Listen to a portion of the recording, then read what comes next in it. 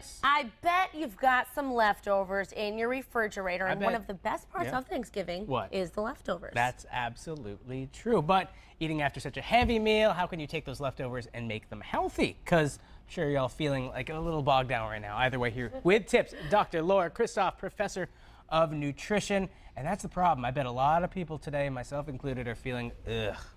Definitely, and we'll talk a little bit later on the show about just rebooting those first few days after Thanksgiving to eat a little healthier. But what tends to happen is we tend to start eating leftovers as our major meals because we're trying to get rid of them in the refrigerator, right? But the really dense meal of Thanksgiving, you know, all the butter and the sugar that goes into the potatoes and all of the gravy that goes onto the turkey can really add up the calories without making you feel super full because there's just not too much volume there.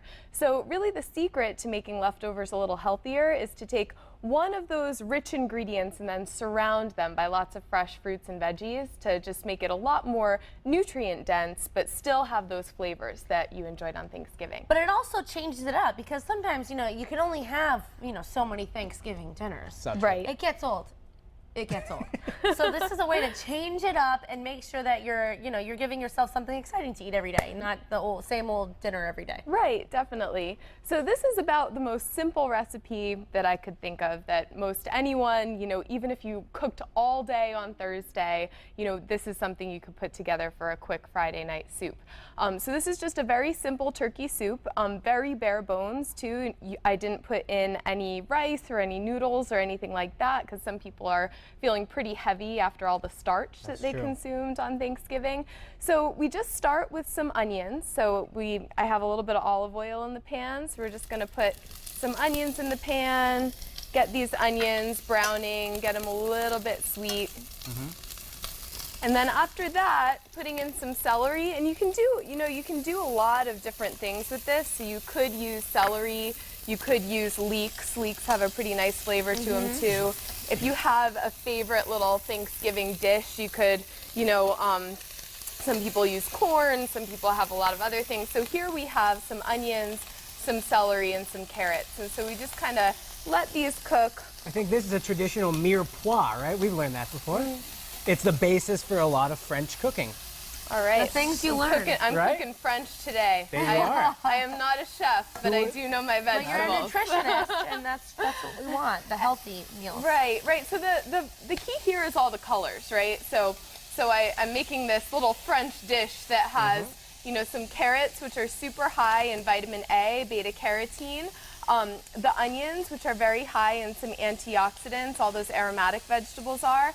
And then the celery, which has a lot of fiber in it. You know, you've probably heard that celery has negative calories. It takes more calories to eat celery than it does. I have heard that. Yeah, it's not really true, but the calories in celery are so low because they're full of fiber and water. So we just let this cook for a little bit.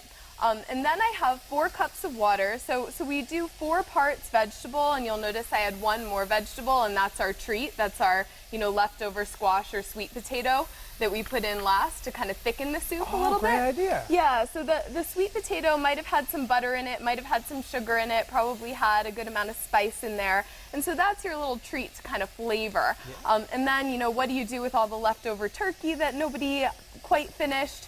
We have some turkey in there too. So we can, after we put the water in, so we're gonna throw some water in there. And I see some seasoning. Yeah, and so seasoning you can do a couple different ways. So, you know, you could use a traditional chicken broth.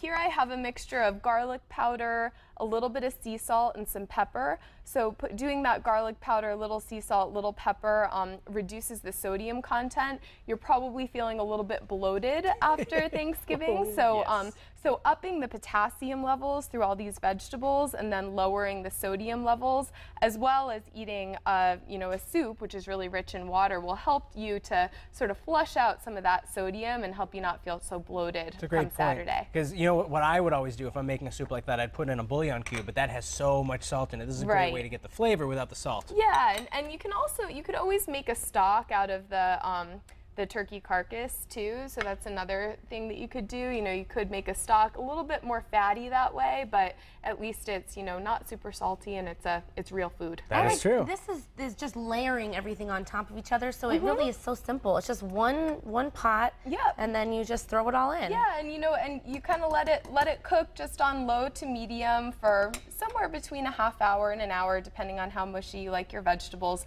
And then I typically add the sweet potato or the squash at the end, and just kind of keep adding till I get my desired thickness. If it's less potato, then it's a little bit more like a soup. More potato will be thicker and a little bit more like a stew. Now, this is just one recipe. If you go to our website, that's mymassappeal.com. There's two. We call them web exclusives because they're exclusive to the web. It's a Southwest turkey soup and a turkey shepherd's pie. It's two more great ways that people can use all of their leftovers. Thank you for those And those recipes. recipes look amazing. I'm looking forward to trying those.